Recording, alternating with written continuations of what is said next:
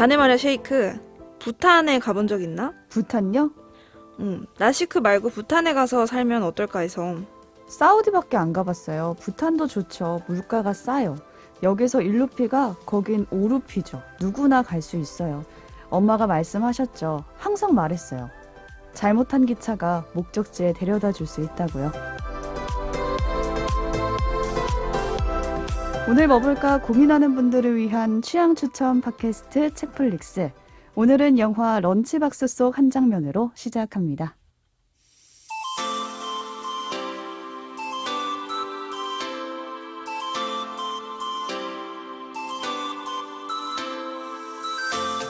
안녕하세요, 책디입니다. 오늘도 오지와 덕PD 나와 계세요. 안녕하세요, 오지랖 넓은 오지입니다. 안녕하세요. 런치박스 덕질하는 오지 옆에 덕필입니다. 도대체 누가 덕질을 하는 거예요? 덕질은 누가 하나요? 덕질 우리 모두가. 저희가 예전부터 부탄은 행복의 나라다 이런 얘기를 굉장히 정말 많이 들었잖아요. 갑자기 많이 들었죠. 근데 아직도 안 가고 한국에 살고 있다. 부탄이 어디 붙어 있는지도 가물가물해요. 다큐멘터리 같은 데서 봤던 기억이 나요. 네네, 되게 부탄의 유명했었어요. 다큐멘터리. 행복지수가 높은데 경제적으로 굉장히 잘 사는 나라가 아닌데 음. 행복지수가 높다. 그러니까 돈으로 행복지수가 뭐 판단될 수 있는 게 아니다. 그렇죠. 이런 의미였죠. 네, 그래서 저는 이 오프닝 들으면서 근데 부탄도 부탄인데 마지막에 이제 잘못한 기차가 목적지에 데려다 줄 수 있다. 이 영원 부분이 이제 폭격. 핵심 그쵸. 아니겠습니까? 네, 이게 이제 당장 눈앞의 선택이 내가 바라는 결과랑 반드시 일치하지 않는다는 얘기잖아요. 그렇죠. 뭐 예를 들어 뭐로 가도 서울만 가면 된다. 그러니까 그런가? 뭐, 그런 뜻인가? 그러니까 두 가지야. 그게 하나 적 있어서 지향적인 사람. 수단이 어찌됐든 결과만 달성하면 된다. 라는 생각이 들기도 하고. 그렇게 볼 수 있구나. 근데 또 다른 각도에서 보면 사실 이 부분, 이게 더 핵심인 것 같은데, 잘못한 기차인 줄 알았는데, 그게 이제 내가 어떻게 하느냐에 따라서 그렇죠. 혹은 앞으로 어떻게 될지 모르는 부분이라 그게 이제 날 목적지로 데려다 줄 수 있다. 그러니까 결국 기차표는 중간의 목표인 거잖아요. 그렇죠. 근데 더 멀리 있는 목적지라는 목표를 좀 생각을 하게 되는 그런 거라서 저는 또 이제 밀레니얼 아니겠습니까, 우리가? 이런 일밖에 모르는 일바보들. 나만 그런가? 두 사람 되게 나랑 거리 두네? 약간 저렇게 목적지향주의적인 사람인 줄 몰라가지고 약간 당황했잖아. 아무튼 그 목적지를 생각을 할 때 예를 들어 이런 거죠. PD 되려고 원시를 받냐. PD가 돼서 하고 싶은 게 있어서 이제 PD가 됐느냐. 이 차이인 것 같아요, 그냥. 그런 생각들을 하고 있고 또 요즘 최근에 이제 뭐 작년에 오지도 결혼을 했지만 벌써 작년이야. 작년 시간 됐네요. 진짜 해가 빨리. 바뀌었어. 그쵸? 근데 주변에 좀 결혼한 친구들이 많아요. 왜 그런지 모르겠는데. 그럴 때가 됐죠. 그럴 때가 됐다고? 지났어, 나는. 때가 아무튼, 지났어. 근데 결혼을 하고 싶어서 결혼을 하는 거냐?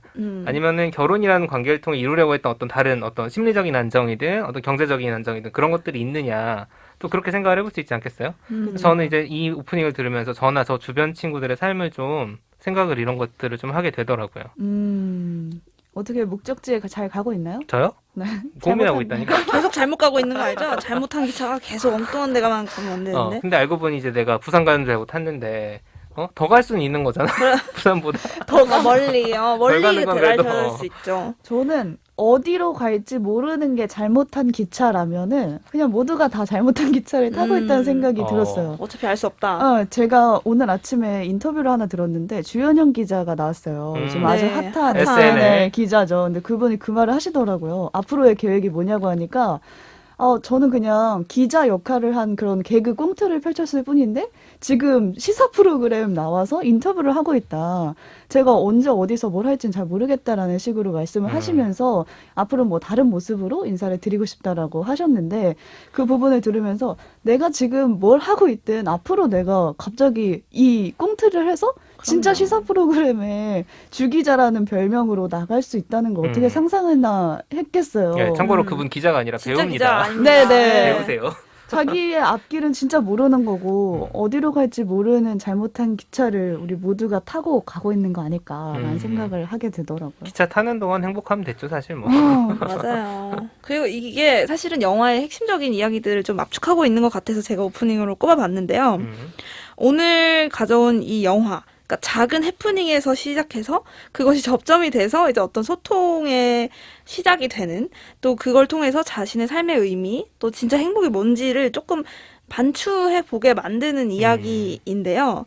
원래는 파울로 코엘료가 한 말이라고 저는 알고 있는데 이 영화에서 계속 여러 번 나오는 말이에요. 잘못한 기차? 네네, 이 잘못한 기차가 목적지에 데려다 줄 수 있다. 그러니까 작은 어떤 해프닝, 그러니까 작은 어긋남에서 출발해서 내 삶의 의미들을 바꿔나갈 수 있는 그런 큰 위로, 영향을 줄 수 있다라는 이야기이기도 해요. 이 영화에서 본다면. 그래서 지난 시간에 우리가 고르고 고른 말이라는 작품을 통해서 내가 누군가한테 건넨 작은 위로의 말 한마디, 또 어떤 따뜻한 말 한마디가 그 사람의 삶에 가 닿아서 엄청 큰 울림들을 만들어 나가는 이야기를 저희가 나눴는데 네. 오늘 가져온 이 영화 런치박스인데요. 작은 쪽지, 짧은 쪽지 한 장과 정성껏 만든 한 끼의 식사를 통해서 시작되는 어떤 관계와 삶의 변화들에 대한 이야기 나눠보려고 가져왔습니다. 그 고르고 고른 말은 말이 그런 수단이었다면 이번에는 뭔가 쪽지나 쪽지. 도시락이 쪽지와 수단이 도시락. 될 수 있겠네요. 네, 점심시간에 녹음하는데 배고픈데. 도시락을 굳이 가져온 오지. 네, 그럼 먼저 참여 안내부터 드리고요. 영화 런치박스 속으로 들어가 보겠습니다. 네, 책플릭스는 청취자 여러분들의 관심과 참여로 만들어집니다. 좋아요, 댓글 저희에게 큰 응원의 힘이 되고요. 트위터나 인스타그램 통해서 감상 남겨주실 때에는 해시태그 책플릭스 꼭 붙여주시면 저희가 열심히 찾아가 보겠습니다. 그리고 선정해서 커피 쿠폰도 보내드리겠습니다. 네, 요즘 커피 쿠폰 경쟁률이 높지 않기 때문에 남아둡니까? 그리고 남아 도는 정도는 아니고 제가 쓰면 저도 주시나요? 차단. 그리고 댓글 달아주신 다음에 제가 커피 쿠폰 보내드리고 싶다고 댓글을 달면 그 댓글을 되게 늦게 확인하시더라고요. 그렇죠. 네, 그래서 제가 방송에서 이제 굳이 언급을 안 하고 있긴 하거든요. 누구 커피 쿠폰 받아가시라. 쌓여있는. 그래도 이제 댓글 다신 분들은 자기 댓글 한번 확인해 보시고요. 달고 약간 쿨하게 뒤돌아 그렇죠. 가시나봐요. 네, 나는 할 말 다 했다. 잘 들었다. 꼭 커피도 받아가세요. 네, 그래서 유튜브 구독 이벤트도 계속 하고 있습니다. 유튜브 구독하신 후에 책플릭스 유튜브 구독하신 후에 메일, SNS 댓글로 인증해 주시면은 역시 커피 쿠폰 드리고 있습니다. 많은 참여 부탁드립니다. 네, 오늘 제가 들고 온 영화 런치박스인데요. 이 영화는 2014년에 만들어진 이제 인도 영화예요. 사람들이 계속 꼭 이 소개 문구를 붙이더라고요. 춤 안 추는 인도 영화로. 한 번도 본 적이 없었는데 최초였어요. 흔히 생각하는 인도 영화는 그 발리우드의 발리우드. 전형적인 스타일 뮤지컬과 같이 춤, 노래가 화려하게 막 시도 때도 없이 등장해서 음. 정신을 쏙 빼놓는 전혀 다른 어떤 정서와 분위기의 어떤 잔잔한 영화 한 편 들고 왔고 좀 줄거리를 먼저 소개를 드릴게요. 인도 뭄바이 지역에 되게 오래된 관습이 있는데 거기서는 점심시간에 이제 가정에서 아내들이 도시락을 만들어서 배달 업체를 이용해서 진짜 신기해. 남편의 직장으로 그 도시락을 배달해주는 그 문화가 있대요. 이게 한두 명이 그런 게 아니고 되게 집단적으로 해서 그 영화를 보면 수도 없이 가지각색의 도시락통이 담긴 판을 이렇게 들고 다니는 배달원들이 이렇게 나오거든요. 그 도시락이 막 전철도 갈아타잖아요. 그냥 가까운 지역 배달이 아니에요. 막 대중교통 타고 막 계단을 진짜 올라가고 대박이야. 멀리 가요. 그래서 이 배달하는 사람들을 다비왈라라고 하는데요. 이 이야기는 한 여성이 만든 도시락이 자기 남편한테 가야 되는데 가지 않고 배달 사고가 나서 엉뚱한 사람의 책상에 배달이 되면서 시작됩니다. 그래서 이 도시락을 만든 사람에 대해서 알아보면 이름은 일라예요. 일라라는 젊은 이제 여자고 남편과 이제 딸아이, 어린 딸과 같이 살고 있어요. 그래서 보면 남편이 이 영화로 구체적인 직업이나 어떤 게 나오진 않지만 뭐 소위 돈은 잘 버는 것 같아요. 그러니까 그 가정이 크게 막 궁핍한 상황은 아니에요. 근데 화목하진 않은 거예요. 이게 남편과의 관계에서 이 일라는 굉장히 뭔가 결핍을 느끼고 있어요. 그러니까 외로워하죠. 한마디로 외로운 거죠. 남편이 있는데도 외로운 상황? 그러니까 남편은 집에 오면 그렇게 막 남편이 뭐 못되게 굴고 폭력을 행사한다거나 폭언을 하는 이런 게 아니라 그냥 방치하는 거예요. 일라를. 혼자 있도록. 그러니까 일라는 되게 노력하고 이렇게 가정을 열심히 꾸미는데 그 남편은 집에 오면 전화 통화하고 그냥 일하고 TV 보고 끝.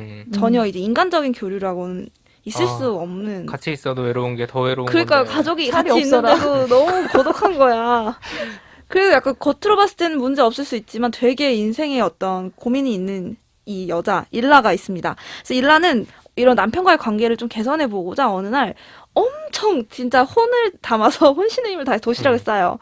어떻게 그 과정이 나오냐면 근처 같은 건물에 사는 친한 언니 이제 이모라고 계속 부르는데 진짜 이모는 아닌 것 같고 네. 이모 하면서 뭐 음식 레시피 같은 걸 막 물어보고 전수 받아서 열심히 도시락을 싸서 정성껏 보내고 이제 두근두근 기다립니다. 근데 그 도시락이 남편한테 안 가면서 이제 모든 영화는 음. 시작되는 거죠. 이제 이 도시락 그럼 누구한테 갔냐? 사잔이라는 주인공 남자가 등장을 합니다. 이 사잔은 일라보다는 조금 나이가 많아요. 은퇴까지는 아닌 정년퇴직의 시기는 아니지만 자기가 조기퇴직을 이제 고려하고 있는 상황인데 이렇게 오래전에 아내와 사별을 해서 혼자서 조용히 그냥 회사 집 이러면서 무미건조한 삶을 살아가고 있는 직장인이에요. 그 표정이 없어요, 보면. 되게 그냥 혼자서 일은 또 열심히 오래 했기 때문에 잘 하는데 혼자서 그냥 그 하루를 그냥 사는 게 아니라 약간 그냥 보낸다고 하는 게 맞겠죠? 그래서 이 사장이 그 도시락을 받게 됩니다. 그래서 식당에 가서 도시락을 딱 까봤는데 냄새부터 다른 거야. 약간 냄새를 맡더라고요. 그래서 냄새를 맡았는데 너무 맛있는 오랜만에 한 끼 정성이 담긴 한 끼 도시락을 받게 된 사자는 너무 맛있게 그걸 싹싹 비운 거예요. 깨끗하게 이 스댕 도시락을. 원래 사장이 먹던 밥은 근데 뭐였냐면 회사 근처 식당에서 도시락을 왜냐면 모두가 아내가 싸준 도시락을 먹을 수 있는 건 그렇지. 아니니까 도시락 대행해주는 가게에다 업체가 맡겨놓고 한솥 도시락. 매일매일 그냥 배달시켜서 먹은 거예요. 한밭집처럼. 근데 그 집이 그렇게 맛있을 리가 없는데 평소랑 다르다는 걸 뭔가 느꼈죠. 싹싹 배달하면 또 그 다비알라가 다시 그 빈 도시락을 집에 가지고. 갖다 줘요. 이게 잠깐 놀라운 게 직장인이 직접 그 도시락을 들고 다니는 게 아니고 직장인 회사에 있고 다비알라 갖고 와서 갖고 가요. 저는 약간 이해가 안 되는 게 우리나라는 아침에 일찍 일어나서 도시락 싸서 출근할 때 본인이 들고 간 들려보내죠. 다음에 예. 다 먹고 퇴근할 때 들고 오는데 여긴 되게 편리하게 돼 있더라고요. 음. 그래서 이 집에서 이제 도시락통이 돌아오기를 기다리는 일라는 통이 텅텅 비어서 돌아온 걸 보고 너무 기쁜 거예요. 맛있게 먹었구나. 이제 별점 5점 받겠구나. 기대를 한 거죠. 남편이 맛있는 도시락을 먹고 뭔가 내가 정성을 들인 것도 밥만 맛있게 먹은 게 아니라 내 마음도 조금 느끼지 않았을까? 라고 했는데 그날 퇴근한 남편은 어떻게 반응했을까요? 오늘 왜 밥 안 줬어? 이러지는 않았는데 괜찮았어. 이러고서 도시락 어땠어? 괜찮았어. 콜리플라워 맛있던데? 이러는 거예요. 그 메뉴를 싼 적이 없는데. 나는 소름 돋는 건 콜리플라워를 쓰지 일라는 않았다. 콜리플라워를 넣지 않았거든요. 저 이게 콜리플라워가 뭔지 궁금해서 찾아봤잖아요. 약간 브로콜리의 약간 색깔 없는 느낌? 근데 그래서 일라는 그때 그 시점에 알게 되는 거죠. 아, 도시락이 다른 사람이랑 바뀌어서 배달이 됐구나를 사고다. 깨달았죠. 근데 진짜 소름 돋는 건 남편은 그게 바뀐 줄도 모르고. 몰라. 자기 와이프 손맛도 모르는 거야. 맨날 그 도시락을 먹었지만. 그런 상황에서 일라의 선택은 두 가지죠. 이제 도시락 업체에 컴플레인 걸고 남편한테 어제 보낸 거 내 거 아니니까 오늘부터 다시 제대로 싸줄게 하고 이제 바로잡는 선택지가 하나 있고 다른 선택지를 선택하는데 일라는 다시 한번 정성껏 도시락을 싸요. 그 도시락에 대신 쪽지를 하나 넣어요. 그 쪽지의 내용이 뭐였냐면 맛있게 먹어줘서 고맙다. 도시락이 싹싹 비어있는 걸 보고 남편이 맛있게 먹었다고 생각해서 남편이 퇴근하기까지 몇 시간 동안 정말 행복했다. 그래서 그 보답으로 오늘도 맛있는 도시락을 보낸다. 라는 쪽지를 담아서 다시 한번 그 도시락을 잘못 배달된 그 주소로 보냅니다. 이걸 받은 사장이 이번에는 답장을 써요. 근데 그 답장의 내용이 기상천외해요. 여러분이라면 어떻게 보냈을 것 같으세요? 두 저 분이라면. 같으면은 그랬냐. 그럼에도 불구하고 내가 너무 맛있게 먹었다. 그쵸? 오늘 메뉴는 진짜 더 맛있었다. 너무 고맙다. 아니면은 내 것도 2개 싸다 주면 안 돼? 내가 돈 줄 테니까 내 거 싸주마. 그런 얘기를 하지 내 것도 않았을까. 싸라. 사자는 별점 테러를 합니다. 오늘 음식은 좀 짜요. 진짜 이상한 사람이야. 저 약간 여기서 인성. 저 사자의 인성 어떡하지? 약간 이런 생각을 했는데 사자는 음식이 좀 짜다는 짤막한 답장으로 첫 쪽지를 담아서 돌려보냅니다. 그걸 시작으로 이 일라와 사잔 사이에 도시락통을 통한 쪽지 주고받는 게 시작되는 거예요. 되게 신기하죠. 다 같으면 업체에 항의해서 바꿨을 텐데 일라의 입장을 생각해 보면 내가 뭐 브로콜리를 싸줬는지 콜리플라워를 싸줬는지 뭐 내가 싼 건지 도시락 업체가 싸준 건지도 구분 못하는 집밥인지 한솥 도시락인지도 지금 구분 못한 거잖아요.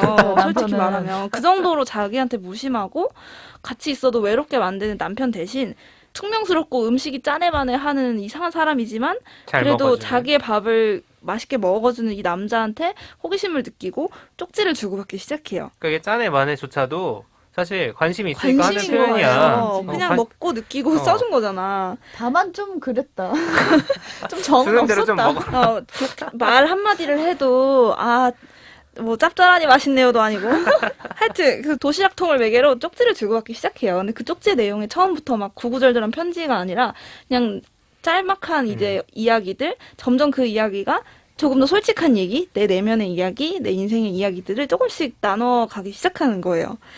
그래서 이 쪽지를 통해서 사잔도 그렇고 일라도 그렇고 자신의 이제 각자의 외로움, 각자 삶의 어떤 무료함들이 있었는데 새로운 이제 활력을 얻게 활력이지. 되는 거죠. 그리고 뭔가 새로운 설렘, 그리고 또 나한테 중요한 건 뭔가, 나의 행복은 뭔가라는 생각들을 하게 되거든요.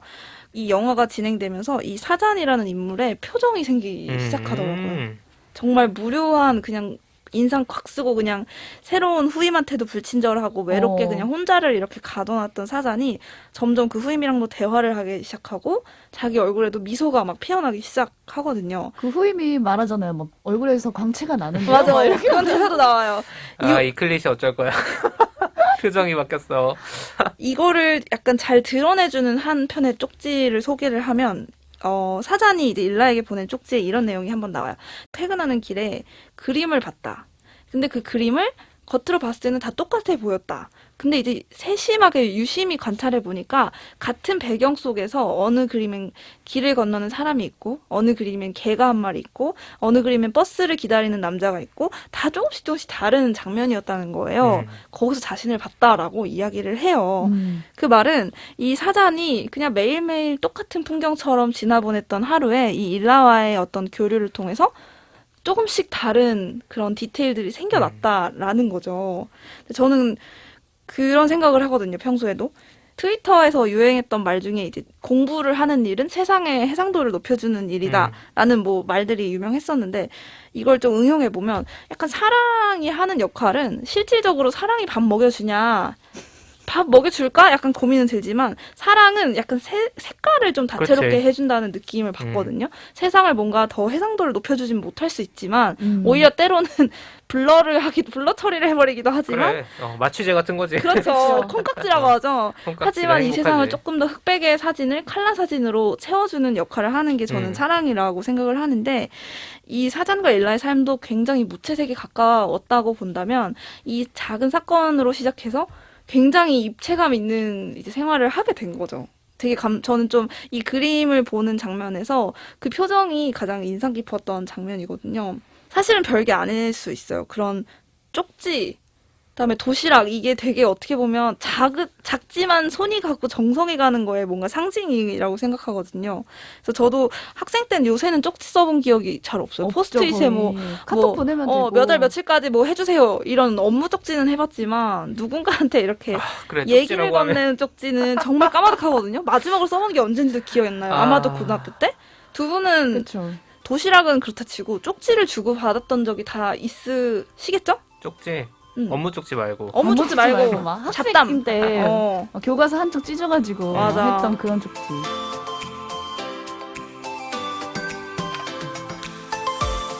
저는 가장 최근에 일을 좀 생각해봤는데 학생 때는 진짜 교과서 모서리가 진짜 대토로 뭐 이런 거잖아요. 떡볶이 먹으러 갈 사람 밑에 적어라. 아 맞아. 돌려. 정선 밑에 다 막 돌려. 이름 적고 쪽지냐? 맞아. 넘겨 뒤로. 약간 이런 거였다면은 요즘에 가장 최근에는 제가 부서에서 마니또 행사를 주최해요. 마니또가 또 세상에. 쪽지에 네, 또 주최자예요. 장이죠. 마니또 하는구나 아직도.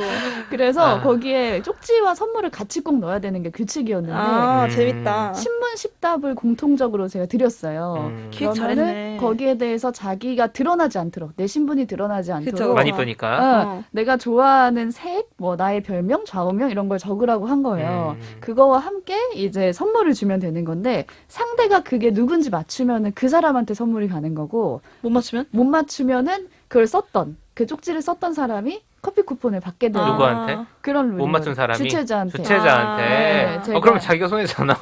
저희 현금이 좀 있었어요. 행사 또 주최비가 이제 있었기 총알을 또 때문에. 지원해주셨기 때문에. 네, 근데 얼마나 다들 열심히 과몰입을 했는지 어. 어떤 분은 그 쪽지에다가 신문과 잡지에서 한 글자씩 오려서 와, 그 랜섬 노트 아니야? 약간 협박 편지. 편지 아니야? 미치겠다. 그렇게 한 번도 정성이야. 정성, 야, 사무실에서. 그러게요. 사무실에서 안 안 했고 했겠죠. 집에 가서 점심시간을 아껴 증거 사진이 또 했겠죠. 있더라고요. 궁서체로 뭐 프린트를 한 사람도 있었고 신원이 드러나면 안 되지. 필체를 하면 들키니까. 왼손으로 쓰신 분도 있었고 아이디어 있네. 저 같은 진심이다. 진짜 진심으로 과몰입해서 와우.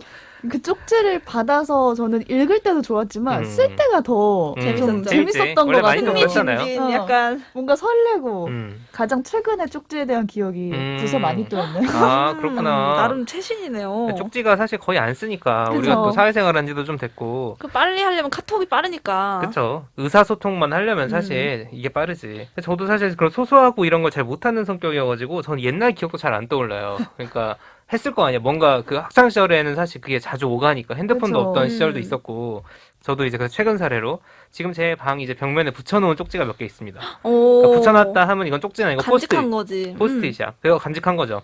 누가 썼겠습니까? A님이 써준 거예요. 애인이겠죠. 아. 달달한 사랑의 네. 메시지가 담겨 있겠죠. 이게 약간 저는 런치박스 저는 본 지 너무 오래됐으면 사실 저 혼자 지금 잘 기억이 안 나는 상황인데 이런 달달한 얘기인지 몰랐네요. 이게 보는 사람의 마음에 달려 있어요. 그러게. 어쨌든 전 지금도 그런데 과로나 스트레스 시달린 지 몇 년 되지 않았습니까? 어느 날 이제 제가 그냥 일 끝나고 집에 가보니까 책상에 포스트잇이 딱 하나 붙어 있는 거야. 그러니까 내용은 이제 뭐 고생했다 뭐 이런 짧은 멘트를 이제 애인 버전으로 써놓은 아주 짧은 멘트였는데 제가 이제 찍어가지고 보냈죠. 아, 나 이거 네. 찾았다. 이런 멘트 고맙다. 했더니 몇 개 찾았냐는 거야. 아, 그래서 숨겨놨구나. 이거 한두 개가 아니네. 이벤트 한 번씩 더 하죠. 저도 해본 적 어. 있어요. 그래서 제가 좀 이제 집에 가면 얘가 생각할 때 제 동선이 있을 거 아니에요. 거기 이제 하나씩 이렇게 어디 붙여놓은 거야. 예를 들어서 뭐를 열면 나오고 뭐 그런 내 머릿속에 지우개 같아. 그렇게까지 정성이었어요. 이렇게 달달할 때가 있구나 또 정PD의 삶에도. 아무튼 그렇게 해서 3개인가 찾았어요. 3개? 네, 아직 그랬더니 더 있을 이제 것 같은데? 문자를 보냈어. 그랬더니 4개라는 거야. 하나 더 있어? 하나 더 있다는데 내 집에 와서 하는 모든 걸 했고 얘가 상상할 수 있는 모든 걸 다 했는데 없었는데 나중에 결국 어디서 찾았냐? 물티슈 뚜껑 안에 붙어 있더라고. 물티슈를 물티슈 그냥 빨리 안 썼어야 썼네. 돼. 그러니까 눅눅해져 있었어요. 쪽지 포스트잇이. 그것조차 네. 추억이다 진짜. 이건 사실 쪽지의 내용 자체는 되게 짧아요. 음. 포스트잇에 잠깐 쓴 거라서 이제 그냥 애정 표현 이런 건데 근데 이 상황 자체가 어떻게 보면 마음인 거죠. 그쵸. 네, 저 사실 그래서 이제 이런 걸 한번 받고 나면은 나도 뭔가 해야 될 것 같은 그 압박감과 부담감이 생겨서 또 막 이렇게 이것저것 받으면 안 쓴다. 되는데. 근데 이제 나도 그 마음을 전하고 싶은 거지. 그 마음이 너무 고마우니까. 그런 것들을 상상을 했던 기억이 있네요. 되게 생각보다 달달한 달달한 쪽지였네. 달달하다. 지어낸 거 아니죠? 지어낸 거 아니에요. 증거 사진 인스타에 올릴까? 아니 저도 이거 한 적 있는데 하필이면 그날 그 당시 남자친구였던 현 남편 그 당시 남친이 하필 친구랑 같이 온 거예요. 아이고 망했다. 그래서 그 나 뜨거웠고 되게 뭐 이렇게 꽁냥꽁냥 써놨을 거 꽁냥꽁냥, 아니에요. 그러니까. 그걸 다 이렇게 아이고 뭐 아이고. 그 친구 입장에서는 야 너 여자친구 뭐 해줬다 해서 그래. 오빠가 막 보고 있는데 그 친구가 잠깐 그 사이에 화장실 갔는데 야 여기도 있다. 그러니까. 왜 자기가 다 발견하고 그래? 결국 최초 발견한 그 아니 친구였다. 서프라이즈의 문제가 이런 거야. 예측이 안 했던 거지. 나도 당황했지. 저는 근데 좀 옛날로 거슬러 가요. 쪽지 하면은.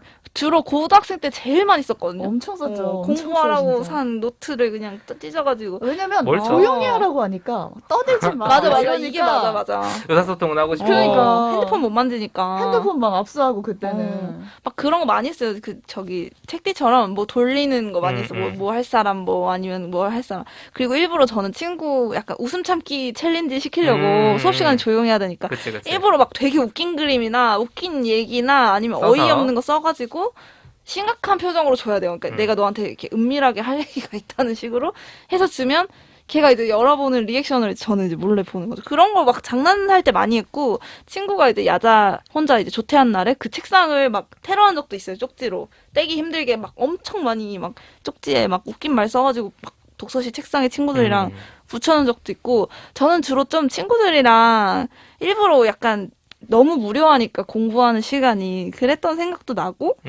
달달한 쪽지 많이 했죠. 많이 했죠. 야 우리 배틀하면 안 돼. 이거 배틀하기 시작하면 산으로 가. 토할 수도 있어. 사장과 일라의 쪽지를 넘어섰다. 그러니까. 이제는 좀 팍팍하지만 회사에서 업무 쪽지도 거의 주고받을까 말까 한 상황인데 사실은 이 쪽지 하나에서 일라와 사자는 좀 큰 변화를 겪게 그래. 돼요. 감정에. 그거 불륜이지 뭐. 근데 사실 약간 다 사정이 있어요. 사실은 단순히 어떤 외도 드라마는 아닙니다. 그래서 여기서 이제 부탄이 등장을 하는데 이제 부탄이 행복하다던데 그러니까 부탄이 뭔가 특별한 거라기보다는 지금 현실이 아닌 곳이 필요했던 것 같아요. 두 사람한테는. 그래서 이 영화가 이제 절정으로 달려가면서 둘이 이제 계속 사실은 랜덤 채팅한 거예요. 익명 채팅을 한 그치. 거예요. 쪽지만 주고 받고 이 사전의 입장에서는 누군지도 몰라. 음식 맛으로만 그 사람을 만난 거야. 그래서 이제 만나자는 제안이 나와요. 그래서 둘이서 이제 한 카페에서 시간을 정해서 만나기로 하고 일라와 사자는 각자 설레는 마음을 안고 이게 완전히 아직 서로를 뭔가 사랑하는 그런 단계는 그치, 아니지만 모르잖아. 못 봤으니까. 좀 설레잖아요. 너무 어. 궁금하고 설레는 마음을 안고 둘이 그 장소에 둘 다 나갑니다. 하지만 그 자리에서 어떤 만남이 이루어졌고 어떻게 됐는지는 영화로 보셔야 되고 이게 트위터 친구들 정모하면 안 돼. 오프라인에서 만나면 뭔가 이게 일이 어떻게 생겨. 될지 몰라요. 뭔가 이게 일이 생겨. 얼굴 안 보고 만난 사이버 친구기 때문에 그래서 이 결말에 대해서는 조금 영화에서 그 섬세한 표현들을 통해서 만나보시는 게 좋을 것 같아서 제가 비밀로 남겨두고 좀 결국에는 이 사람들이 그 자기 삶의 그 외로움, 적막한 그 공기를 깨치고 나갈 수 있을까? 그러니까 자기를 행복하게 하는 어떤 진짜 그게 부탄이건 이 사단 입장에서는 퇴직하고 가려고 했던 낯이 크던 어느 곳인지는 알 수 없지만 이 둘이 교류를 통해서 어떤 선택들을 결심하게 돼요. 그 과정이 사실은 이 모두 잘못한 기차, 잘못 배달된 도시락통에서 시작됐다는 거죠. 그런 점에서는 참 작은 이 어떤 인생에 어긋난 것, 작은 균열이 때로는 엄청 큰 결과를 불러오기도 하는 것 같아요. 그렇죠. 그래서 런치박스 같은 경우는 이런 분들에게 추천을 하고 싶어요. 우선은 약간 인도 영화에 대해서는 와 이런 춤과 노래만으로 기억하시는 분들께 좀 새로운 경험들 그리고 이제 인도 문화, 어쨌든 인도를 배경으로 펼쳐지는 그 사람들의 일상과 삶이 좀 현실적으로 그려졌다라고 보이기 때문이고요. 두 번째로는 고르고 고른 말을 읽으신 분들처럼 내 인생의 작은 위로의 어떤 한 가닥 실마리가 필요하신 분들이라면 따뜻한 마음을 얻고 돌아가실 수 있는 그런 영화라는 생각에서 좀 추천드리고 싶습니다.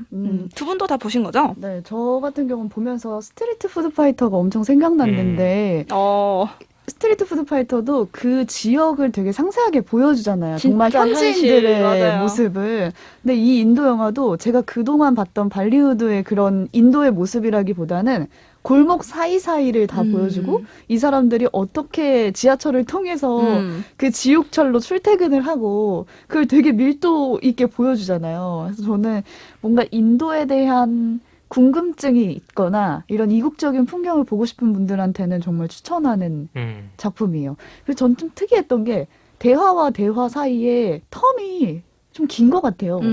이번 영화는. 느끼라고. 어. 그 여운을 전체적으로 그래서 배경음악도 많이 생략되어 있고 연출적으로도 여백이 굉장히 많은 그런 미장센이나 이런 연출적인 부분도 굉장히 섬세하게 만들어진 수작이고요. 한 번쯤은 보시기를 추천드립니다. 네, 왓챠에 있습니다.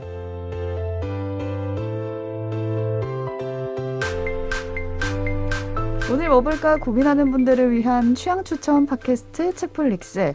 지금까지 영화 런치박스에 대한 이야기 나눠봤는데요. 청취자 여러분도 분명히 쪽지에 대한 추억이 누구나 또 있을 거예요. 그런 이야기 댓글로 나눠주시고요. 이제 저와 석 PD가 이번 주에 뭘 재밌게 봤는지 이야기를 나눠보도록 하겠습니다. 네. 먼저 저 같은 경우는 넷플릭스에 나의 문어 선생님을 드디어 봤어요. 드디어 다큐멘터리죠. 네, 장편 다큐멘터리고 2020년에 나왔어요. 네. 작년에 아카데미 시상식에서 장편 다큐멘터리 상을 받아서 봐야겠다 하고 찜 목록에 넣어놨다가 항상 숙제처럼 가야 되는데 진짜 숙제 같아요. 하나씩 지원해야 될 것 같아요. 그러니까 이걸 빨리 빼줘야 되는데 이거 번아웃 세대 이거 그거 해야 되는데 이거 안 되네.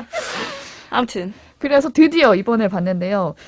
간단하게 줄거리를 말씀드리면 주인공 크레이그라는 중년의 남성이 있어요. 네. 본업은 촬영 감독입니다. 네. 다큐멘터리 감독이죠. 네. 근데 이분이 바다 가까이에서 원래 유년 시절을 보냈대요. 바다 소년인 거죠. 근데 일을 하면서 번아웃이 왔고 그것 때문에 다시 이 바다 쪽으로 찾아가게 되거든요. 번아웃이 문제야. 제 생각해보니까 1월에 우리 테마는 번아웃이야. 계속 얘기가 나올 수밖에 번아웃이야. 없는. 우리 벗어날 수 없어. 빨간 약 이분도 먹은 거야. 중년이 됐음에도 이분 또 번아웃이 왔어요. 그렇죠. 네, 이분이 결국에는 자기가 유년 시절을 보냈던 바다 가까이에 가서 잠수를 하게 되는데 잠수를 하니까 이제 다시마 숲이 보여요. 어렸을 때도 있던 곳이에요. 근데 그 다시마 숲 아래서 문어 한 마리를 발견하게 됩니다. 근데 그 뒤로 이 문어가 어떻게 사는지 그냥 궁금해서 매일매일 바다에 들어가게 되는 거예요. 그것도 너무 귀여워. 그거를 데이 1부터 시작해서 뭐 200, 300까지 가는 거예요. 그걸 다 1년을 뽑아. 찍어놨어요. 촬영 감독답죠. 직업병이죠. 직업병이지. 일이 힐링하러 힘든데. 갔는데 힐링하러 갔는데 그걸 다 찍고 왔는데 그러니까 구경하고 그렇게 사는구나 하면 되는데 기록에 남겨놓고 데이터 백업해놓고 정리해놓고 다 한 거잖아요. 맞아요. 이걸 다 정리를 해서 결국엔 다큐를 만들기까지. 결국 만들었어. 심지어 잘 찍었겠죠. 잘 만들었어. 내가 찍었으면 그렇게 안 찍혔겠지. 저는 보면서 잠이나 솔솔 자야겠다 이 생각으로 보기 아이고. 시작했다가 이게 뭔가 사람이 다른 종족과 교감하고 소통하는 데에서 오는 쾌감이나 보는 감동이 있는 거예요. 아 이거 완전 러브 스토리예요. 맞아. 상대가 뭔가 땅에서 흔히 우리가 볼 수 있는 반려동물이 아니라 바닷속의 문어라는 점도 굉장히 맞아요. 흥미롭고 저는 그 크레이그와 문어의 관계 변화를 되게 흥미롭게 봤었는데 처음에는 호기심에 크레이그가 먼저 문어를 보러 갔다가 나중에는 문어도 궁금하니까 나 빨판으로 이 사람을 더듬더듬 그렇죠. 하기 시작해요. 그러면서 이제 크레이그가 와도 이 문어가 안 도망가. 네, 도망가지 않고 감정이 신뢰가 끝난 생긴 거지. 거예요. 근데 그 뒤로 더 가까이에서 문어를 관찰할 수 있게 되는데 한 장면이 기억에 나는 게 문어가 상어한테 공격을 받는 장면이 있었어요. 근데 저 같으면은 구해주고 싶었을 것 맞아. 같아요. 그치. 그냥 뭔가 이 상어를 유인한다든지. 쫓아내든지. 근데 이제 또 생태계가 있고 그 규칙을 또 뭔가 벗어나는 짓을 하면 안 되니까 지켜봤던 거죠. 직업병이에요. 그래 그 직업병이야. 개입하면 안 되거든요. 자연 다큐 하던 사람이거든. 직업병이야. 그냥 관찰자의 입장에서. 근데 이 문어가 진짜 똑똑한 게 그 장면에서 드러났던 게 상어가 공격을 해오니까 전복 이런 거를 그 빨판으로 착 잡아당긴 다음에 자신의 몸을 공처럼 이렇게 동그랗게 말아요. 그게 포스터에 있는 장면입니다. 그 마치 뭔가 이게 뭐지 싶은 그런 무늬의 공 모양이 생기는 거예요. 근데 또 상어가 그거를 또 기똥차게 냄새로 깨닫고 그럼요. 그거를 이제 또 문어를 물어요. 근데 이 문어가 상어 등 위로 딱 올라가서 빨판에 딱 붙여버리는 거예요. 액션 영화잖아. 짱이죠? 그래서 막 상어가 떨어지라고 몸을 막 흔드는데 얘가 떨어지지 않고 음. 그런 식으로 위기를 넘기는 장면이 나오는데 그걸 또 이 감독이 찍었죠. 다 찍어냈다. 멋들어지게 찍었죠, 그것도. 근데 이거를 감독이 무슨 산소통을 메고 들어간 것도 아니고 그냥 잠수죠. 그냥 잠수해요, 맨몸에. 음. 그러니까 숨이 차면 또 올라와서 숨 쉬고 또 내려가서 찍고 했던 거예요. 근데 이 둘의 이 러브스토리의 결말이 또 나옵니다. 예술입니다. 네, 이 결말은 어떻게 끝날지 작품을 통해서 꼭 네. 확인해 보시면 좋겠습니다. 이게 제가 2020년에 되게 인상 깊게 봤던 넷플릭스 작품들이랑 그 해에 있었던 다른 일들 가지고 엮어서 글을 몇 개 썼었어요. 보건교사 아는 영으로 이제 코로나 시대 그 의료 인력에 대한 얘기를 그 글을 엮는다거나 봤죠, 저도. 그리고 이제 나의 문어 선생님 같은 경우도 그때 제가 여기서 소개한 적이 있는 앞으로 올 사랑, 코로나 시대 사랑 이야기랑 엮어서 쓰면서 그러니까 어느 시기에만 할 수 있는 사랑이 있다. 이게 그때 쓴 글의 주제였는데 그러니까 이 크레이그라는 사람이 자기가 굉장히 힘든 시기였기 때문에 이 문어와 교감할 수 있는 어떤 계기가 또 있거든요. 맞아요. 네, 그런 것들이 되게 잘 표현이 돼 있어요. 그래가지고 그때 글의 제목이 나의 괄호 열고 사랑하는 괄호 닫고 문어 선생님이었어. 그러니까 진짜 그건 전 사랑이라고 봤어요. 그냥 무슨 어떤 에로스적인 사랑이 아니라 진짜 교감으로서의 사랑. 정말 강추하는 작품이고 안 보신 분들 계시다면은 지루하지 않습니다. 네, 잔잔하지만 긴장감이 아주 원래 저는 이렇게 틀어놓고 심해 속에서 잠드는 약간 것처럼 힐링. 그런 그치. 느낌을 원했는데 수족관. 전혀 아니죠. 네, 장르가 러브스토리 달라. 맞습니다. 네, 생각보다 다이나믹하고요. 네. 네, 반면에 저는 책을 한 권 읽었는데 지금 한국이 대선 앞두고 정치 계절 아니겠습니까? 그쵸. 넷플릭스 방송쟁이들 정치에서 뭘 해야 된다라는 압박과 함께 오지가 그때 언급해준 이렇게 된 이상 청와대를 간다도 보고 좀 이제 진지하게 현실 정치에 대한 책도 읽어볼까 싶어서 제목이 좀 끌리는 책이 있어가지고 하나 읽었습니다. 정치 관련 책인가요? 네, 시사평론가 김민아 작가의 저쪽이 싫어서 투표하는 민주주의. 직관적이네요. 책 제목이 아주 예술이죠? 김민아 평론가는 시사 프로그램을 좀 보거나 듣는 분들이라면 이름이 좀 익숙하실 것 같고요. 이제 팟캐스트 중에 그것이 알기 싫다라는 시사 팟캐스트에서 되게 재밌는 캐릭터로 유명한 분입니다. 저쪽이 싫어서 투표를 한다. 그러니까 우리가 선거는 최선이 아니라 차악을 뽑는 그쵸. 항상 그래왔어요. 그런 얘기를 많이 하잖아요. 그러니까 최악이 싫으니까 차악을, 그러니까 덜 싫은 걸 뽑는 그런 그렇죠. 얘기인데 이 책이 그럼 그런 얘기만 하느냐? 예를 들어서 나는 뭐 이번 선거로 치면은 윤석열이 싫어서 이재명을 찍는다. 이재명이 싫어서 윤석열이 찍는다. 아니면 둘 다 싫으니까 심상정이나 안철수를 찍겠다. 이런 얘기는 사실 다 아는 얘기죠. 그런 얘기들 항상 해왔으니까. 근데 이 책의 핵심 주제는 뭐냐면은 부제에 담겨 있는데 반대를 앞세워 손익을 셈하는 한국 정치. 그러니까 이번 선거에서 누가 싫다 아니다를 떠나서 87년 민주화 이후에 이제 한국의 정치인들은 항상 뭐뭐에 대한 반대를 자기 그걸로 땡땡. 그렇죠. 그걸로 삼아서 자기들이 계속 어떤 이득을 취해왔다는 거예요. 그러니까 거꾸로 말하면은 어떤 가치나 제도를 이뤄내기 위한 정치가 아니라 무엇을 반대하기 막기 위한 위한. 정치만 하는 거야. 그게 이제 이번 대선만 그런 게 아니라 항상 매년 그래왔기 그렇죠. 때문에 사람들이 최악 이런 얘기를 하는 거죠. 이런 주장을 하기 위해서 근데 이제 추상적인 얘기를 하면 잘 이해가 안 되니까 논란이 되는 구체적인 정책의 예시를 듭니다. 예를 들면은 최근 이제 아무래도 문재인 정부 얘기를 많이 할 수밖에 없는데 인천국제공항의 비정규직 정규직 전환, 그렇죠. 뭐 최저임금 인상, 부동산 이런 것들이 나름의 좋은 의도로 추진을 했으나 항상 원하는 결과를 얻지 못했던 이유가 있는데 그 원인은 무엇이냐? 쟤들이 안 하던 걸 하려다 보니까 이 제도를 실현시키기 위한 어떤 다른 준비가 많이 필요한데도 불구하고 급하게 뭘 해버린다거나 이것만 아니면 돼 하면서 이제 막 구호만 있는 식으로 추진을 했다거나 하는 그러니까 좋은 의도와 나쁜 결과를 불러왔다는 거죠. 그런 예시들에 더해서 뭐 미국 정치, 일본 정치 사례들이 나오는데 확실히 좀 한국 정치를 보는 눈을 키워주는 책이긴 해요. 다만 짐작하실 수 있겠지만 소설이나 에세이처럼 훌훌 넘어가진 읽지 않습니다. 않죠. 않는다. 네, 그래서 공부한 느낌으로 좀 읽어보시기 좋은 책이고 아까 오지가 설명한 표현대로 해상도를 높여주는 책입니다. 많이 정치에 높아질 대해서. 것 같은데요? 왜 저러지?에 대한 어떤 답을 좀 할 수 있는 그런 책이어서 제가 이번 주에 한번 좀 오랜만에 또 사회과학 책을 소개를 해봤네요. 네, 선거 전에 보는 게 좋을까요? 아니면은 상관없어요. 한국 달라질 정치에 게 대한 책이기 없어서? 때문에 이건 관심이 있느냐 없느냐. 내가 아. 한국 정치를 조금 이론 좀 뭔가 사례나 이론으로 이해하고 싶으신 분들은 재밌게 읽으실 수 있고 아 좀 아니다 싶으신 분들은 네, 그냥 멀리 패스하시는 하셔라. 걸로. 아니다 싶은 네. 거 너무 관심 없다. 그만해라. 네. 그만해. 그렇습니다. 김민아 작가님 죄송하고요. 어쨌든 네, 오늘 방송 들으시면서 저희의 추천 작품까지 보신 분들이나 아니면 보고 싶다라는 댓글도 좋으니까요. 댓글로 반응 남겨주시면 저희가 또 살펴보겠습니다. 저희는 다음 에피소드로 돌아올게요. 고맙습니다. 감사합니다. 감사합니다.